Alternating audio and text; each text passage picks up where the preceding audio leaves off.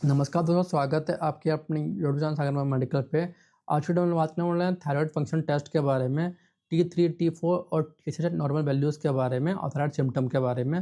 दोस्तों, और चैनल पर नया तो चैनल को सब्सक्राइब करिए, वीडियो को लाइक एंड शेयर जरूर कर दीजिएगा। बात करते हैं कि इस वीडियो में क्या क्या जानने वाले हैं। तो देखिए, थायराइड फंक्शन टेस्ट क्या होता है, इससे फास्ट कैसे लोग क्यों बढ़ जाता है, नॉर्मल साइज और नॉन नॉर्मल वैल्यूज़ क्या होती हैं, और थायराइड की कौन कौन सी बीमारी होती है और उनके सिम्टम क्या क्या होते हैं। तो देखिए, थायराइड फंक्शन टेस्ट कब चेक कराया जाता है। देखिए, थायराइड फंक्शन टेस्ट एक ब्लड टेस्ट होता है। इस टेस्ट से हमें पता लगता है कि जो थायराइड हार्मोन्स हैं T3, T4 और TSH हमारे ब्लड में कितनी क्वांटिटी में प्रेजेंट हैं। अगर ये हार्मोन कम हो जाए या फिर ज़्यादा हो जाए तो इसे थायराइड डिजीज़ का पता चलता है। बात करते हैं थायराइड डिजीज़ के टाइप्स के बारे में। तो मेनली थायराइड की दो मेजर बीमारी होती है। पहली होती है हाइपोथायराइडिज्म और दूसरी होती है हाइपोथायराइडिज्म जब थायराइड स्लो हो जाता है तब, और हाइपोथायराइडिज्म जब थायराइड ज़्यादा फास्ट काम करता है तब। इसको डायग्नोस करने के लिए TFT टेस्ट कराते हैं हम लोग। बात करते हैं TFT में कौन कौन से हार्मोन का टेस्ट होता है।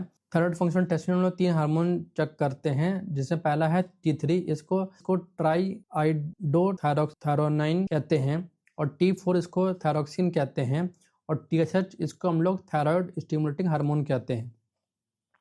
बात करते हैं थायराइड ग्लैंड क्या है और कहाँ होता है। तो थायराइड एक बटर शेप की ग्लैंड होती है जो नेक के फ्रंट पे पाई जाती है। ये बॉडी की सबसे इंपॉर्टेंट एंडोक्राइन ग्लैंड में से एक होती है। बात करते हैं इसके काम के बारे में। तो देखिए, थायराइड हार्मोन बॉडी का इंपॉर्टेंट काम कंट्रोल करता है, जैसे कि बॉडी का मेटाबॉलिज्म, वेट कंट्रोल, ठंड और गर्मी को फील करना, बॉडी टेम्परेचर, मूड और mental activity, brain development, heart function या फिर एनर्जी लेवल। इससे थायराइड का बैलेंस करना बहुत ज़्यादा ज़रूरी होता है। बात करते हैं TSH क्या होता है और यह कैसे काम करता है। तो देखिए, TSH का फुल फॉर्म होता है थायराइड स्टिमुलेटिंग हार्मोन। ये हार्मोन पिट्यूटरी ग्लैंड से रिलीज होता है, जिससे हम मास्टर ग्लैंड भी कहते हैं। TSH का काम होता है थायराइड ग्लैंड को सिग्नल देना कि कब और कितना T4 और T3 हार्मोन रिलीज करना है। बात करते हैं फ्री और टोटल टेस्ट के डिफरेंस के बारे में। तो देखिए, TFT में फ्री T3 और फ्री T4 और टोटल T3 और टोटल T4 दोनों ही टाइप के टेस्ट होते हैं। जनरली फ्री हार्मोन टेस्ट ज़्यादा एक्यूरेट माने जाते हैं। टोटल हार्मोन टेस्ट कभी कभी स्पेशल केसेस में भी यूज होता है। बात करते हैं नॉर्मल वैल्यूज़ के बारे में। तो देखिए, वैल्यूज़ के अकॉर्डिंग छोटे छोटे वैल्यू डिफर कर सकती है। T3 की बात करें तो T3 80 से लेकर 200 mg पर DL की मात्रा में देने को मिलेगा, और T4 आपको 5 से लेकर 12.5 की मात्रा में देने को मिलेगा, और TSH 0.35 से लेकर 5.5 की मात्रा में देने को मिलेगा। बात करेंगे हाइपोथायराइडिज्म क्या होता है इसके बारे में।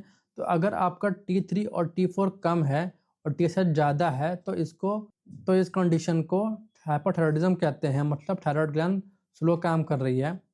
हाइपोथायराइडिज्म के सिम्टम क्या क्या होते हैं, जैसे कि हार्ट बीट स्लो हो जाना, वेट अचानक बढ़ना, थकान और वीकनेस, गले में थायराइड ग्लैंड का बढ़ना, डिप्रेशन, मूड स्विंग, ठंड ज़्यादा लगना, पीरियड्स इरेगुलर होना, fertility problem, hair fall, dry skin. ये प्रॉब्लम ज़्यादातर फीमेल्स में देखे जाते हैं। बात करते हैं हाइपोथायराइडिज्म क्या होता है। तो अगर T3 और T4 ज़्यादा है और TSH कम है तो इसे हाइपरथायराइडिज्म कहते हैं, मतलब थायराइड ग्लैंड ज़्यादा फास्ट काम कर रही है। बात करते हैं कि सिम्टम्स के बारे में। तो देखिए, दिल की धड़कन तेज होना, वेट अचानक कम होना, एंजाइटी और रेस्टलेसनेस, ज़्यादा पसीना आना, नींद की प्रॉब्लम, पीरियड्स कम या फिर फ्रीक्वेंट होना, इनफर्टिलिटी इशू और गर्मी ज़्यादा लगना।